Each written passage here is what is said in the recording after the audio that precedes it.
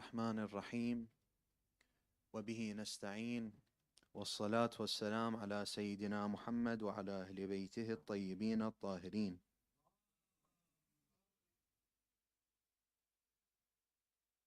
واللعنة الدائمة على أعدائهم أجمعين من الآن إلى قيام يوم الدين. القول مني في جميع الأشياء قول آل محمد.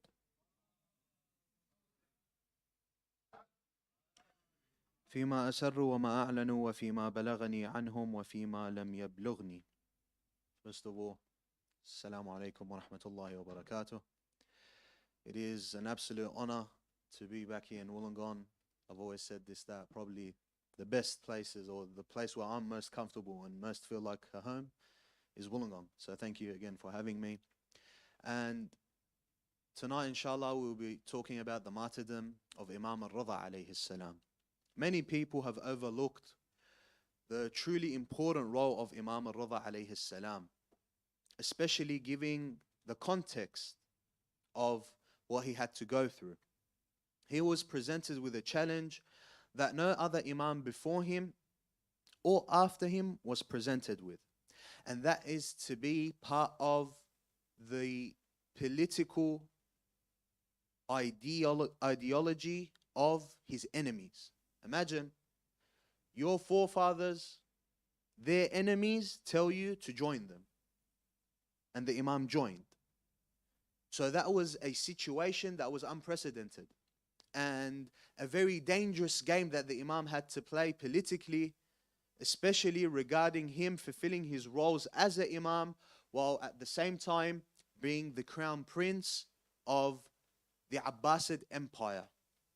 So when we look at this, we see there are two ways to deal with an oppressive government as such. The first way is to be with them. If you can't beat them, join them. To be part of this government and to join them. The second way is to know, be against them, which is either to stage a rebellion, fighting against them, coup d'etat, whatever you may find, guerrilla warfare. There are many different art forms to going against an oppressive government or an oppressive regime. All of these, however, failed. All of these failed because they did not serve the best interest of the Imam. You have during the time of Imam al-Kadhim, the father of Imam al-Rida, many rebellions occurred. The Waqi'ah of Fakh, where Imam al-Jawad himself, he says that there is no tragedy greater than us, other than the tragedy of Karbala, than the tragedy of Fakh, where one of the Sada, one of the lineages of the Imam, Imam al-Hasan, led a rebellion against the Abbasid Empire, which led to bloodshed, very similar to the bloodshed of Karbala. This failed. You have other rebellions also during that time. The son of Imam al-Hasan, the brother of Muhammad al-Muthanna, who also led a rebellion in Morocco. And he took over and he established the very first Shi'i country, which was in Morocco. That also failed. So we see dealing with the Abbasids is no easy game.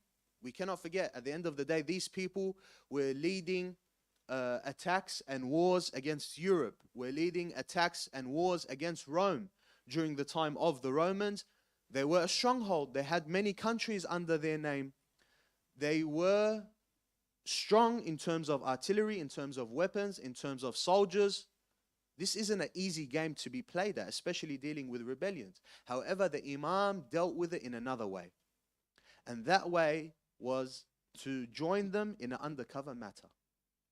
And many people, even during the time of Imam Rida, tried to do that general rebellion, guerrilla warfare, fighting them. It didn't work. You have the brother of Imam Rida alayhi salam, Zayd, who was known as Zayd al-Nar, Zayd of fire.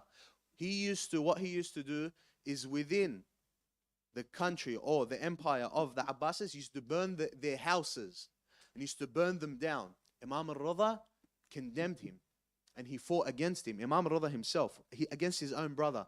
He said, because you are causing more damage than you are doing good. When you are burning their houses, who are they going to attack? Who are they going to retaliate against? The Shia. You are causing more bloodshed for the Shia with your actions. So what you're doing is not the correct way. That is where the Imam created his own line of resistance, which was what? joining them, and from within their circle, infiltrating their circle, spreading the religion of Muhammad wa Ali Muhammad.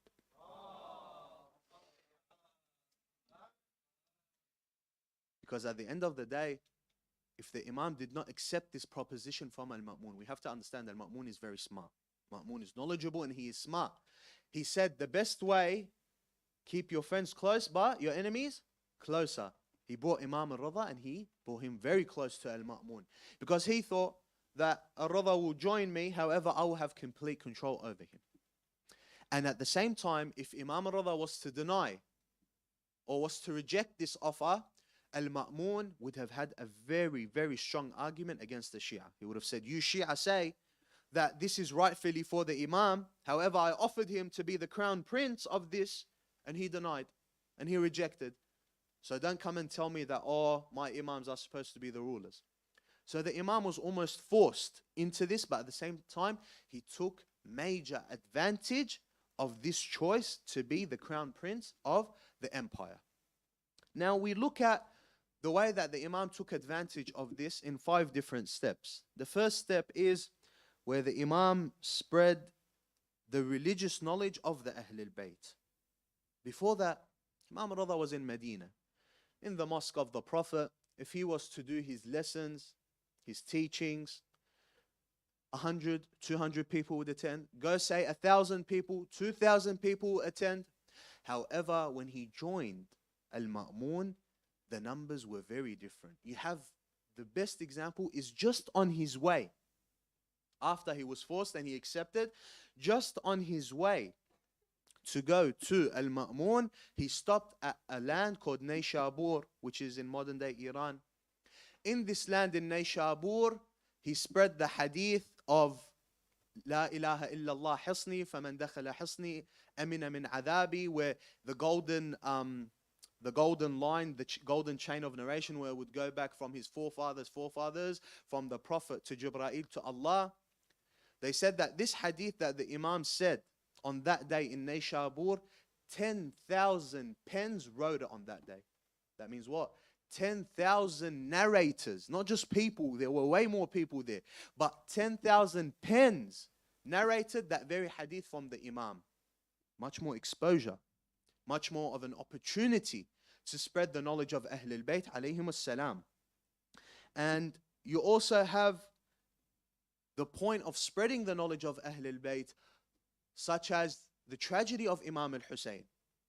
You have in the very circle of Al-Ma'mun is where Imam al-Rida told Da'b al-Khuza'i to read the famous poetry of Imam al-Hussein, where he says, أَفَاطِمُ لَوْ خِلْتِ الْحُسَيْنَ مُجَدَّلًا وَقَدْ مَاتَ عَطْشَانًا بِشَطِّ فُرَاتِ. This poetry, which later turned into a majlis, where people cried over Imam al-Hussein, was in the presence of Al-Ma'mun. Look how Imam took advantage of this, where in the very circles of the Abbasid government, the Imam would uphold majalis for Imam al-Hussein. The Imam would also spread the narrations about Imam al-Mahdi. We have Imam al-Rida as one of the main Imams who spread narrations about Imam al-Mahdi. And he would spread how he would reappear and the signs of his reappearance and what the objectives of the Shia and what should the Shia do during the time of occultation. The Imam took advantage of his position and this exposure to spread the knowledge of Ahlul Bayt in all of its many different forms. You read Uyun Akhbar al-Rida, a book which is dedicated to what the Imam al-Rida said. You have so many different sermons, debates, so on and so forth, where the Imam spread the knowledge of Ahlul Bayt alayhim as-salam. And then, not just the religious knowledge that the Imam would spread, you even had scientific knowledge. Scientific knowledge where the Imam would spread. And this is where many people like to hold against the Shia, that during the time of the golden age of Islam, many scientific explorations were happening, translating the Greek books and the Indian books, philosophy, all of these different forms of knowledge. Where was your Imams? What did your Imams provide during this time of great scientific evolution?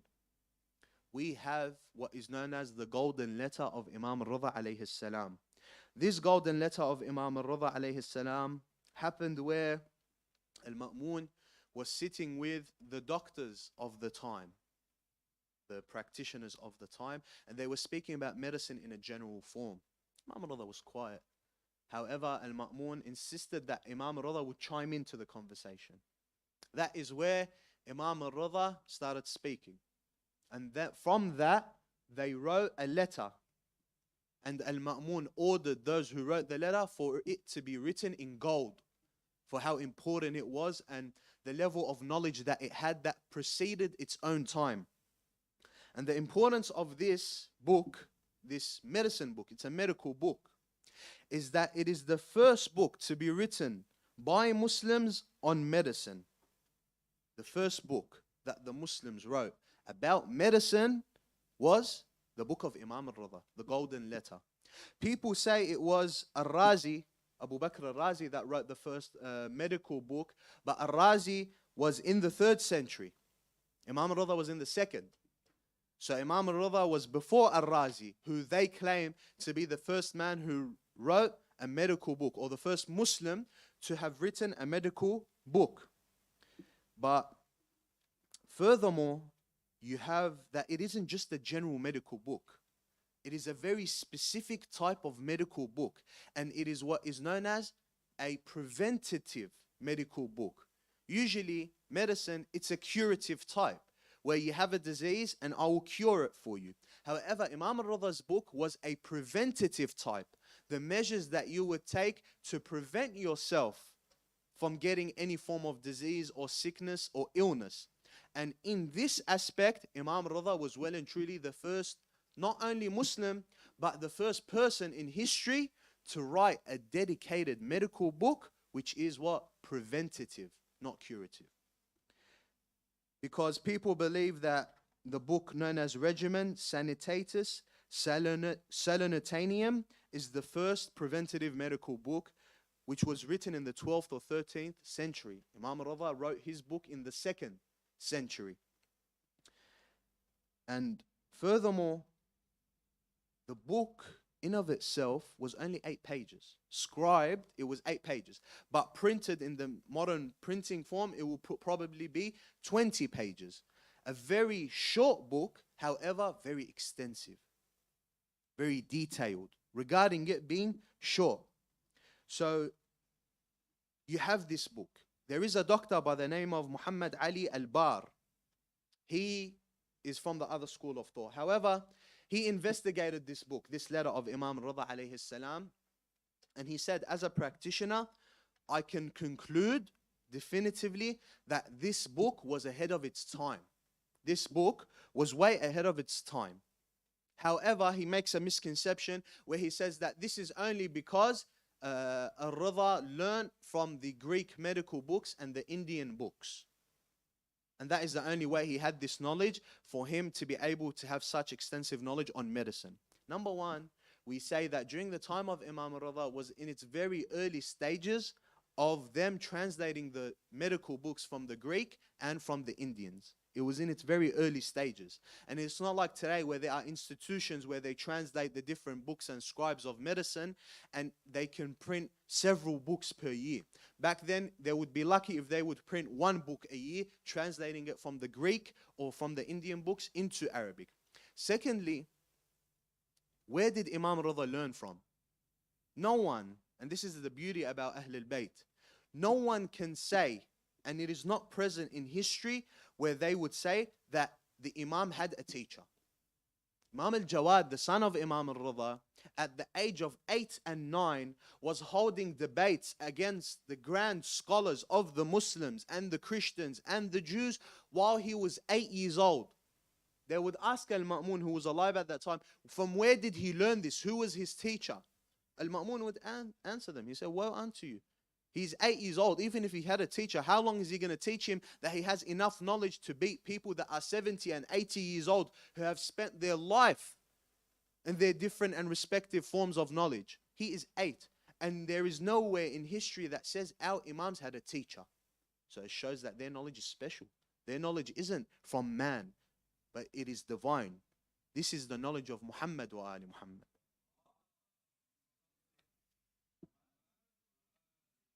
And I'll give you one example and I'll move on to the other forms of how the Imam took advantage of his position. Imam Rida in this book says, وَمِصْدَاقُ ذَلِكَ أَنَّهُ إِذَا تَنَاوَلْتَ الدَّوَاء أَدَّتْهُ الْعُرُوقُ إِلَى مَوْضِعِ الدَّاء.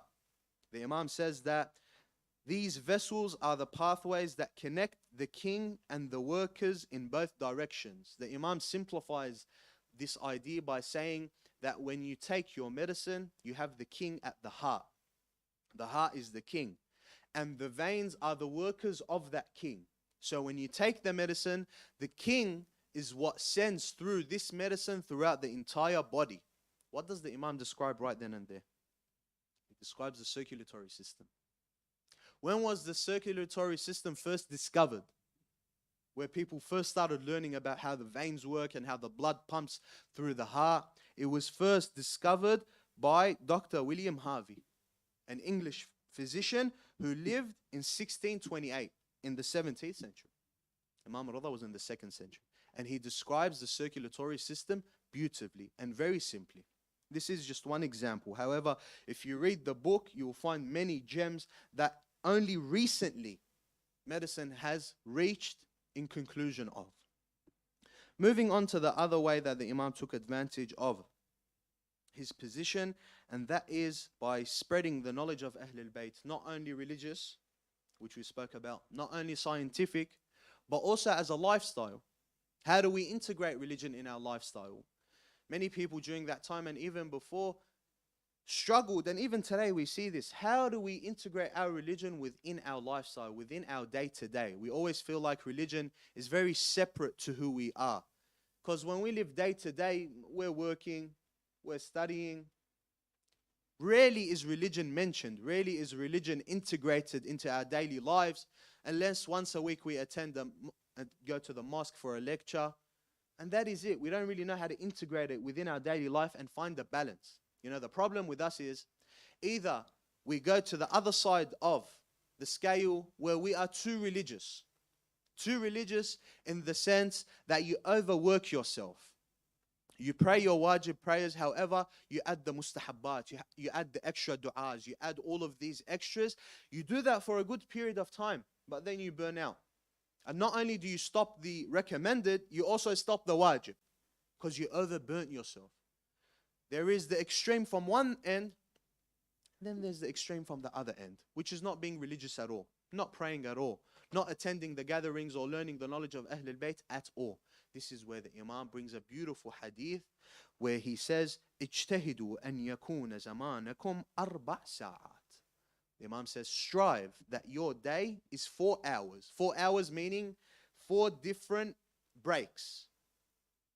You partition your day in 4 different partitions. The first one, the Imam says, ساعة لله لمناجاته. 1 hour or 1 part of your day for Allah. Prayer, dua, listening to a lecture on your way to work, listening to a lecture on the way back. Doesn't cost you anything. 1 hour or a quarter of your day, gaining closeness to Allah. On your way to work, doing dhikr. For example, Alhamdulillah kama huwa ahluh. The Imam says, when someone says, Alhamdulillah kama huwa ahluh, the angels turn to Allah and they say, oh Allah, we do not know how much reward we write for him. He just said something that we do not know how much reward we should write for him. Because you are not saying Alhamdulillah for one certain thing. You are saying praises be to Allah however Allah sees fit. So you have given a praise that is unlimited because you have left it to Allah. That is where Allah speaks to his angels and he says, do not worry about this reward. This reward will be on me and I will not accept for him anything less than Jannah. Just saying Alhamdulillah kama huwa ahluh. Simple stuff like this will take a quarter of your day. Remembering Allah, learning, gaining knowledge of our religion. Another quarter, وَسَاعَةٌ لِأَمْرِ الْمَعَاشِ. And another quarter for your livelihood, your work, your study, your business, whatever it may be. Spend your time in that. And by the way, you can turn all of these quarters into worship of Allah with your intention. It's a cheat hack. It well and truly is a cheat hack. That you say before you go to work, that I intend to go to work so I can feed my family for the sake of Allah. There and then you're doing a form of jihad. And you are getting reward for this. It's a jihad. So that hour or that quarter, spending it for your livelihood. وَسَاعَةٌ لِمُعَاشَرَةِ الْإِخْوَانِ الثِّقَاتِ. And an hour, a quarter, to live with your brothers that you trust, الثِّقَاتِ. Those good friends that you have, not the bad friends that will waste your time and will get you only further away from Allah, but those friends that are close to Allah, that will remind you of Allah. Now, not to the degree where you have to find the perfect friend, where all he does is talk about religion and religion to the point where you get bored, you just want to shoot yourself in the head. Saying this bloke, every time I want to talk to him about something, he's talking about religion. You want to tell him about buying a car, he'll tell you the best car is your tasbih on the way to Allah. Relax. It's a balance. You have to maintain a balance. So you do not find that friend that's too much. And you don't have a friend that all he talks about is stuff that will distance you from Allah. A balance. Everything has to be a balance, even with choosing your friends. So the Imam says to spend a quarter of your time with your friends, with your family. That is also part of this. Spending quality time with your family is very important. This is where you spend your area being social. The religion of Islam emphasizes on having a social life. You have a hadith like it's makruh to live alone. It is disliked in our religion to live alone. This is measures that our religion is taking to make sure that we are social. As a religion, as Muslims, we have to be social. Respectable with our neighbors, with our friends, with our co-workers, with our university professors, so on and so forth. It is a social religion, a religion of interaction. Because being alone and always being alone is punishment to yourself. There's a reason why prison is a form of punishment, because it excludes you from society. And then within prison, if you want to get punished even further, where do they take you? Solitary. To make sure you're as disconnected from society as possible. It's a form of punishment. That is why in our religion it is looked down upon. To be social as much as possible. Because when you're alone, Shaitan is there with you. And not just that, you fail to how to be social. You don't know how to act with people. You see a lot of people when they come out of prison. I study this in my recent psychology units. We study loneliness. And you see these people when they come out of prison, we have certain experiments where we just observe how they act. They are very awkward around people. They do not know how to act. That is a very bad position to be lonely. So that is why a quarter of your day, be social. Be with friends. Be with family. Enjoy your time with them. And the fourth and last one is وَسَاعَةٌ تَخْلُونَ فِيهَا لِلَذَّاتِكُمْ. And 1 hour is for your desires. Obviously within the halal. You want to play a bit of Xbox? Yalla, go play. You want to watch a movie? Go watch a movie. You want to enjoy yourself a bit? Go enjoy yourself a bit. Obviously, if it is within the circle of Islam and within the circle of akhlaq, go enjoy yourself. So see, the Imam teaches us to integrate our religion as a lifestyle. Not to just have it as seasons. Oh, Shahr Ramadan's here, I have to pull up. Yalla. You know? Call your girlfriend, tell her, sorry, this month I'm going to have to stop talking to you. You know, I'm fasting. Muharram comes, all of a sudden, you see the post now about Imam al-Hussein. But other than that, yeah, you know, a little trip to Mykonos here and there, posting little photos. It's a balance. Our religion is a balance, and the Imam taught us to have it within your lifestyle, to integrate it within your lifestyle. Now, moving on to the other ways that the Imam took advantage of his position, and that is the debates. We have that the Imam alayhi salam had many debates which strengthened the Shia ideology. You look at the book Uyun Akhbar Rida, his debates with the Christians, his debates with the Jews, his debates with the atheists. You have one of the modern argument against the atheists is the argument of probability. And this was what they say now was developed by a mathematician. And this mathematician, what he done, he was a mathematician and philosopher. He said that, well, look, let's look at it from this aspect. This was his argument against the atheists. He says, let's look at the probability of there being a God. So it's a 50-50 chance. Either there is God or there is no God. Let's say there is a God. If there is a God and I do not believe in him, then I will perish. I will be punished. If I believe in God, it's one of two things. Either I act upon a religion where I believe in him, where I will go heaven, or I do not believe in him, where I will go hell. But then the other probability is that God does not exist. Either I do not follow a religion, whereas it won't benefit me and it won't change anything. God never existed anyways. Or I believe in a religion, I believe in a faith, I believe in a God, and he never existed. It won't bother me anyways. What's it going to change? So this probability argument, this is, by the way, just for atheists. To tell them that, well, what's the worst case scenario here? That you believed in a God, and you worshipped, and you prayed, and then turns out there was no God at all. You didn't lose anything, did you? Just a couple of more exercises in your salah and your ruku' and sujood, and that's it. This argument, they say that that modern mathematician made that argument against the atheists. However, it was made by Imam Rida himself against the atheists. So you look at Imam Rida, and he had many debates against the atheists, the Muslims from the other schools of thought, the Christians, the Jews, and many other different religions. I believe even the Zoroastrians at the time as well, he had debates with them. And this was very important because it teaches us the art of debate. I think what we lack in today's age is that we have misunderstood how to debate with other faiths. Unfortunately, some characters within the Shia circle have made us understand that debating is to swear and to use profanity against that other faith and that other religion. That is the best form of debate. That is the worst form of debate. For you to sit there and just insult someone, immediately he is to take a defensive position. So he will never accept your idea. He will never accept your point of view, even if it's correct, even if you're right. But if you go about it in a way that is just to insult him, you will never get through to him.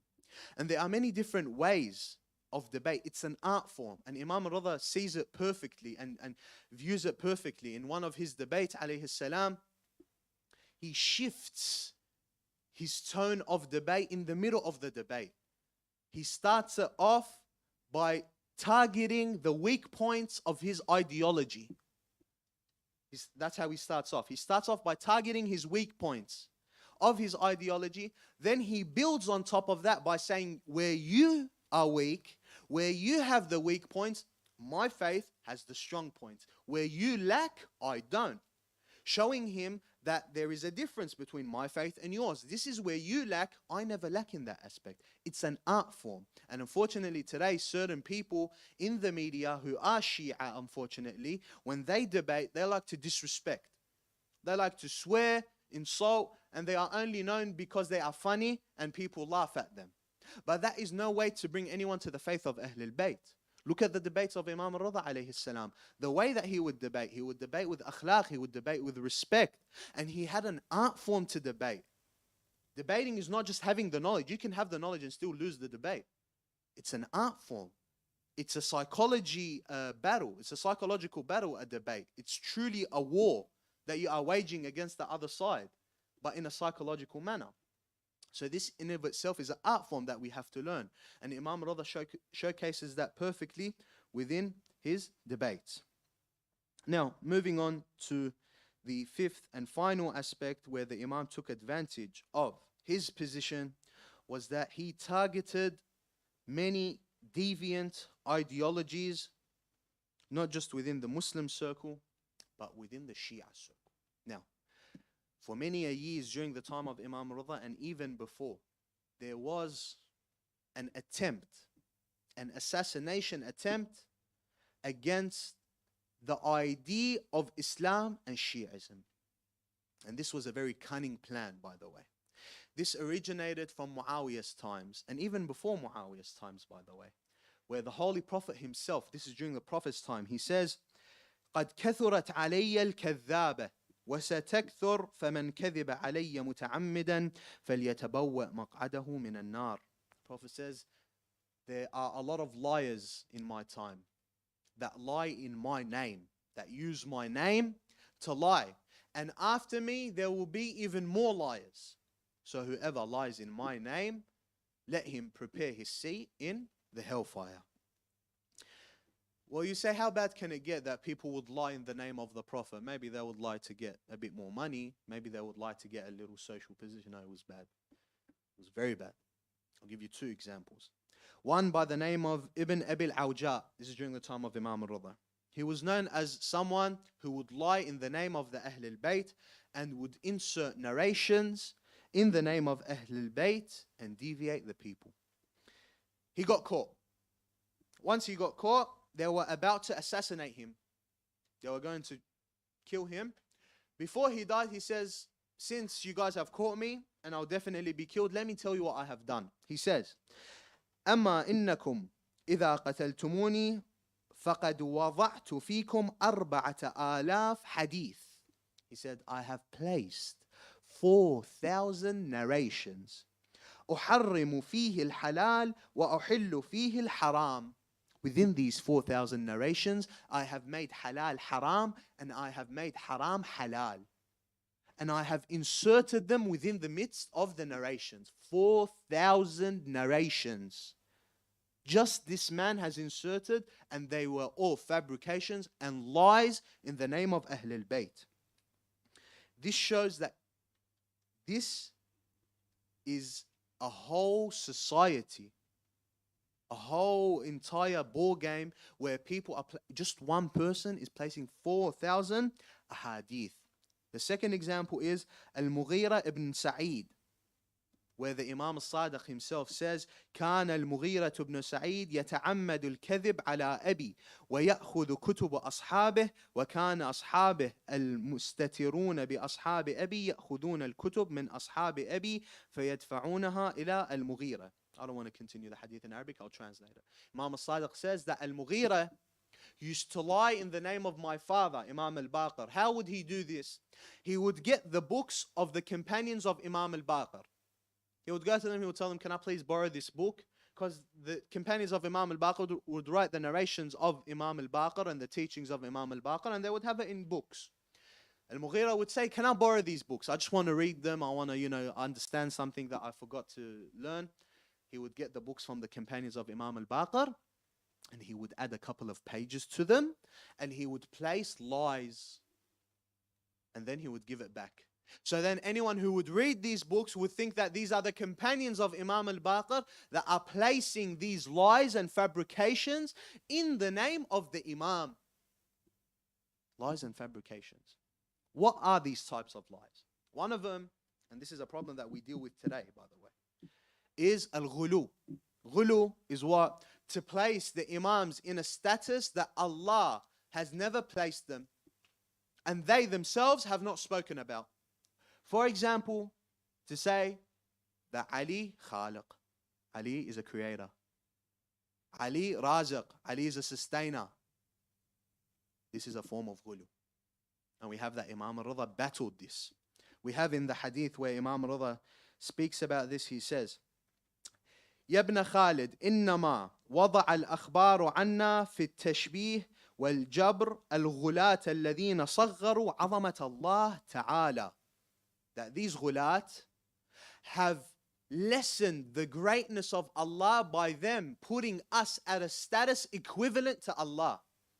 They have lessened the greatness of Allah by putting us and our statuses to the status of Allah, by saying that they create and they sustain independent of Allah, by saying that Allah created them and He left everything up to them without Allah being involved. And after that, the Imam says, فَمَنْ أَحَبَّهُمْ فَقَدْ أَبْغَضَنَا. Whoever loves them, then he has hated us. وَمَنْ أَبْغَضَهُمْ فَقَدْ أَحَبَّنَا. And whoever hates them, then he has loved us. وَمَنْ وَالَاهُمْ فَقَدْ عَادَانَا وَمَنْ عَادَاهُمْ فَقَدْ وَالَانَا. And whoever takes them as friends, he has taken us as enemies. And whoever takes them as enemies, then he has taken us as friends. It got so bad to the point where at the time of Imam al-Jawad, he signed off for 2 people to be killed. Basically, he put a hit on them. We were to put it in street slang. For 2 people of the ghulat, the Imam said, their blood is halal. You go and bring me their heads now. No discussion whatsoever. The Imam said, you are not to pray behind them. You are not to marry from them. You are not to talk to them. You are to completely disassociate and disconnect from them. These people, these ghulat, from where would they get their ideas and ideologies? The wadda'in. These people who would place the narrations, such as that man who would place 4,000 narrations within the ahadith of the Ahl al-Bayt, and that man who would take the books of Imam al-Baqir and his companions and would place the lies. That was their objective. That was their objective. And they succeeded up until the point where the Imams fought valiantly against them, disassociating from them completely. And then you have the other side of the deviant ideologies and sects, those that would do taqsir in the name of the Imam. Those that would say the Imam has no knowledge of the unseen, that the Imam is not even an Imam, he's just an ordinary man that can sin, and so on and so forth. So again, you have the balance aspect. That you have those people who would lie in the name of the Imam, and then you would have those people who would lie in the name of the Imam. And especially the ghulat are worse than the muqassirin. The ghulat who would put the Imam at a higher status or at a similar status than Allah were worse than those who would not put the Imam to a higher status. Because those people, it got so bad to the point that they did not believe that Imam al-Hussein died. They used to say that Imam al-Hussein did not die. It's like what happened with Isa. They thought he died, but his soul was elevated and he hasn't died yet. It got to that point, at that badly. And even during the time of Imam Ali, a group of people would come to Amir al-Mu'mineen. He would tell them, what do you want? They would tell them, Amir al-Mu'mineen, you're our God, we worship you. Amir al-Mu'mineen would look at them. He said, I'm not your God. I am merely a slave of Allah. They said, no, you're our God. Never seen someone so stubborn against their God, apparently.